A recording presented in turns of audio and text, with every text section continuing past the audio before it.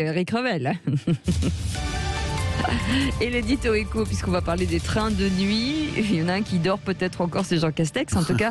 Et la stratégie de la SNCF. Bonjour Eric. Ah bah oui, on entend là, voilà. le petit slogan, le jingle de la SNCF. Ouais. Bonjour Cécile, bonjour Patrick. Oui, parce que c'est le premier train de nuit entre Paris et Nice depuis 4 ans, avec à son bord, donc, pour relancer la machine, si je puis dire, le Premier ministre Jean Castex. On l'a entendu tout à l'heure. D'ailleurs, il est même intervenu au micro, à la place du contrôleur. Alors, il veut incarner le plan de relance du ferroviaire dans notre pays. Oui, il est attendu dans moins de 3 quarts d'heure à la gare de Nice. Le Premier ministre avec ce nouveau Paris-Nice qui n'a pas roulé depuis 4 ans. Faute de rentabilité, on avait arrêté tout ça. Bon, il est parti à 20h52 de la gare d'Austerlitz. Il met quand même 12 heures, si vous comptez bien, 12 heures de train avec des arrêts à Marseille, à Toulon et à Cannes. Il est bon, chef de gare, Eric Revel.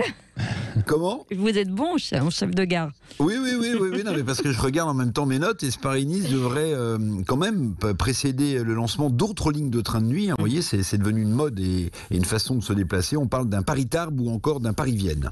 C'est un plan de relance du ferroviaire massif de plusieurs milliards d'euros. Oui, alors c'est 5 milliards d'euros, le plan de relance du ferroviaire en France, dont 100 millions d'euros pour les trains de nuit, à bord duquel le Paris-Nice se trouve le Premier ministre. Donc tout ça s'inscrit dans un contexte aussi où le transport est devenu plus écologique, notamment pour les jeunes générations qui préféreraient, paraît-il, prendre le train plutôt que l'avion, en prenant leur temps. Si j'ose la formule, c'est un train pour lequel le temps suspend son vol, vous voyez ce que je veux dire. Le train bien meilleur marché aussi, parce que, je ne sais pas si le Premier ministre a payé, mais c'est 29 € pour une couchette Paris-Nice en seconde, et 39 € en première. Franchement, c'est pas cher quand même. Non. Ouais. À côté aussi d'un billet d'avion qui est à je ne sais pas combien, à 300-400 €, j'imagine. Alors 12 heures de train couchette par rapport au TGV quand même qui met 6 heures, c'est ça, entre Paris et Nice. C'est une forme d'éloge de la lenteur. Ah oui, c'est clairement une autre façon de voyager qui est proposée. Il y a déjà 2 autres lignes de nuit qui prennent leur temps en France. Il y a le Paris-Briançon dans les Alpes de Haute-Provence, puis le Paris-Albi.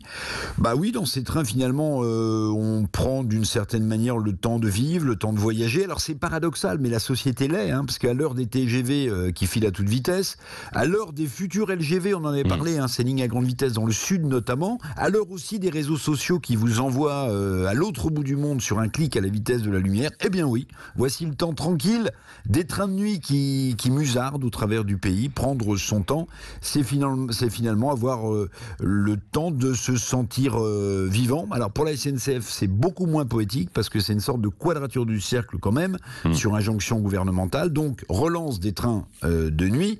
Paris-Nice, Jean Castex va arriver. C'est aussi préparer les nouvelles lignes de TGV pour la SNCF, tout en préservant les petites lignes, les toutes petites lignes comme celle du Haut Pays niçois justement, seul lien avec le monde lors des inondations terribles de l'automne dernier. Quadrature du cercle pour la SNCF. On va vous faire aimer le train. C'était un slogan de la SNCF, non ? Bon, on est dedans, quoi. Alors, je ne sais pas s'il a fait aimer la SNCF et le train de nuit, mais en tout cas, c'est vrai, je le disais, il s'est adressé aux voyageurs, hier soir, d'ailleurs. Écoutez. Mesdames, messieurs, votre attention, s'il vous plaît. Je vous souhaite la bienvenue à bord du train Intercité de nuit numéro 5773 à destination de Nice-Ville. Exceptionnellement, ce n'est pas votre chef de bord qui vous parle, mais le Premier ministre. Voilà. Premier ministre qui parle. Je pense que ça va rester ça quand même. Quelques-uns. Oui. Merci en tout cas, Eric.